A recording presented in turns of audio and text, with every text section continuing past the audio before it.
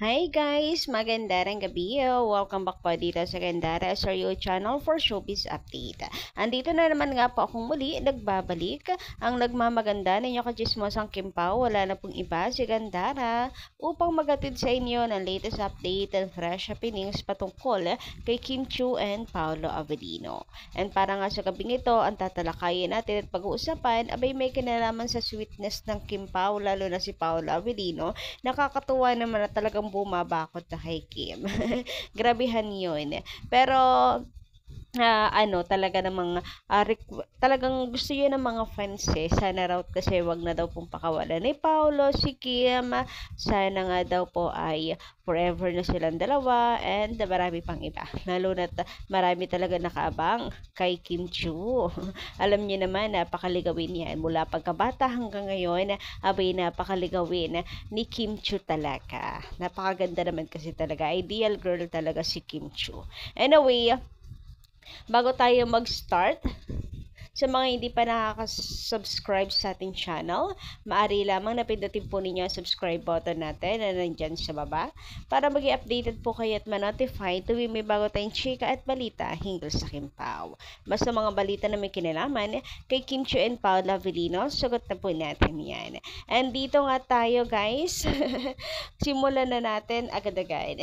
Sino dito ang kinilig na naman sa paayuda na yan ni Paolo Avellino? Grabehan talaga yun. Extra ang sweetness talaga ng Kimpaw. Hoy, hindi nagpo-promo si Paolo ng ganyan, ha? Ngayon lang as in. Talagang, siya, napaka-komportable nila sa isa't isa. Ganun silang dalawa. Siyempre, may level. Hoy, grabehan. May level na yan for sure, si Kim and Paolo.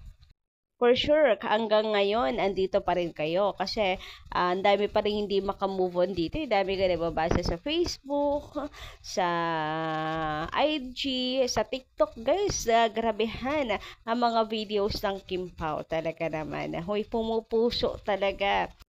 Sabi nga nila ay may bago na namang pakulo. Itong si Paolo. And gustong-gusto naman niya ng mga fans. Kasi makikita mo dito na talagang napaka-natural na lang sa kanila ng ganito. Sabi nga nila from this, ayan, may panos to nose kahapon. From this to this naman, may pa-back naman ngayon. O, diba? From this to this. Grabe. Sino ba namang hindi talaga malulunod niyan sa Kimpaw, 'di ba? Napaka-sweet nila. Super super duper yung sweetness ng Kimpaw and napaka-natural ng sweetness nilang ito. Alam mo nag-enjoy si Paolo. Alam mo gustong-gusto rin ni Paolo yung ginagawa niya. Di yan ganyan before, 'di ba?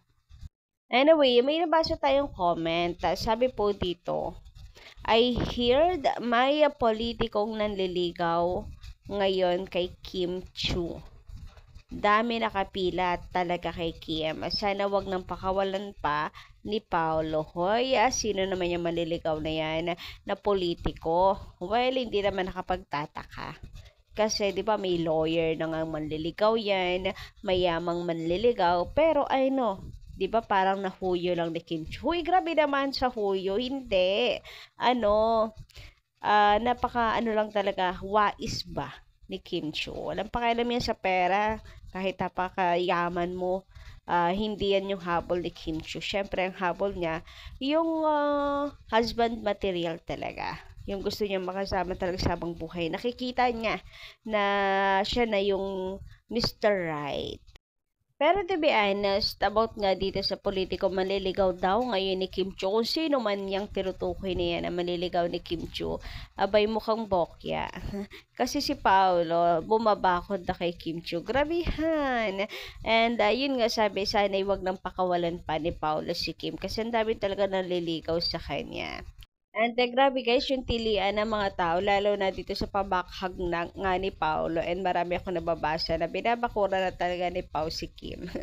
Ayan, wala daw kasi iba, kundi siya lang ang may karapatan. Charot. So, ayan, bumakod na si Paolo. Mayroon pong pabakhag si Paolo. And mukhang di naman kinakaya ni Kim Chiu. Grabehan naman talaga. Napaka-sweet ni Pao. As in, grabe, hindi mo na-expect ako guys, hindi ako nag-expect kay Paolo Avellino ha. Kasi hindi talaga siya ganyan. Pero biruin mo yun. Talagang siya yung mas ngayon. Kitang-kita mo na mas in love kasi siya kay Kim Chiu. So, nakakataba ng puso bilang fan, abay nakakatuwa naman talaga. Alam mong napupunan nila yung kasiyahan sa ating puso.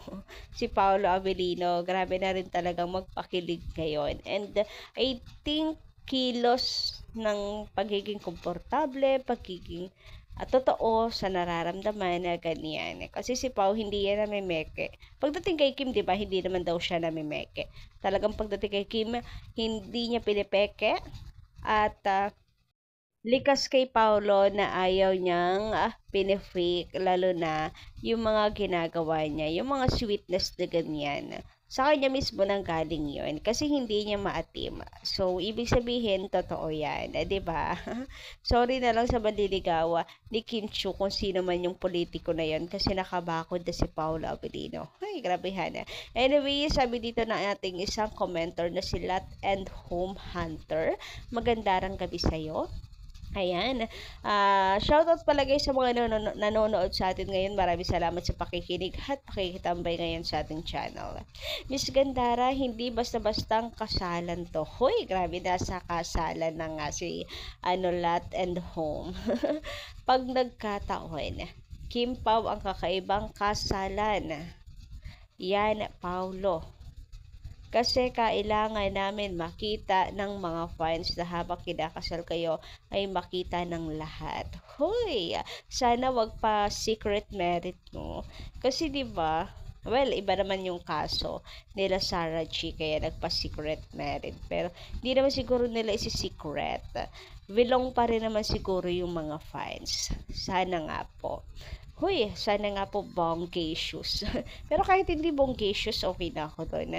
Kahit simple lang, parang si Kim naman yung tipo ng taong okay na yung simple lang. Basta makasal siya sa church. No? And yung iba kasi, bongga-bongga ng kasal, tapos hiwalay din. So, okay na ako kahit simpleng kasal lang. Basta masaksihan natin. Ay, grabe. Ganda. Napaka-demanding. Kailangan talaga kasama. Anyway, belong.